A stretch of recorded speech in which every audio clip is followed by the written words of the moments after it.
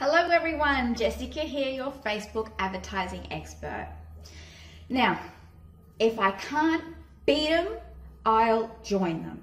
If you're going to boost your Facebook posts and you're not interested in learning how to run Facebook ads properly through Ads Manager, guess what? That's okay.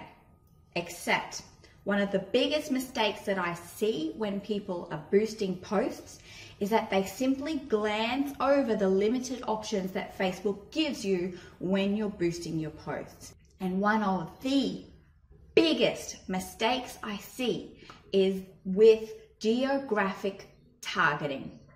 Instead of just promoting their business in a small radius around Brisbane City, for example, they're pushing their money out to the whole state. So that one little Facebook post intended just to be this small pocket of population is actually being shown in Cairns, in Townsville, up at Port Douglas. And that's just wasted money.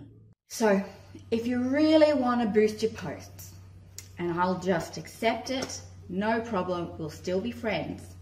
If you want to boost your posts, pay attention to where your ads are being shown geographically.